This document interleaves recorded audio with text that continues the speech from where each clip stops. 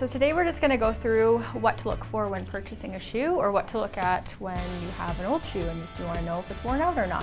So the first thing you want to look at is, do they have laces? Laces are usually better. You can obviously compensate in some ways sometimes with a different shoe, but laces generally make the shoe fit way better. So that is your first step. Step number 2 is a straight last.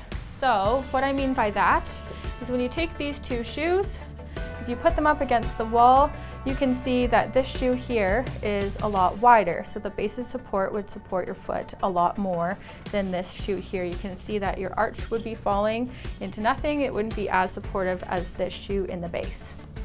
Next, we want to look at structure. So with the structure of a shoe, obviously people think runners are better, but not all the time. The difference between this shoe and that is this one is quite flexible. So you want to test that. We don't want this type of flexibility, although this shoe is cute. It's not as structurally sound as this one. This one, when I try to twist it, it has a lot more resistance. The support will be a lot better than this shoe here. So always test that when you're going to the store.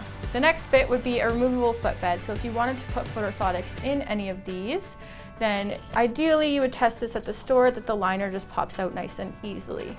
Whereas something like this, it's probably glued and it would cause a lot of strain to get that out and probably wreck it in the process if you wanted to put foot orthotics in it.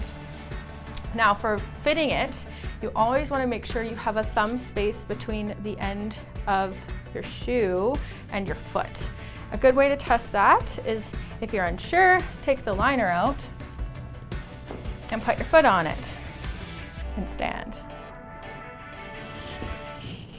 That is usually where you kind of want to be, about a good thumb space between your foot and the end of the shoe. Now, when to replace shoes, you always want to check them. So this shoe here has been worn drastically. If you look at it, flat surface, you can see how it has worn out exponentially on the outsides of the heel. So do replace them before you get there.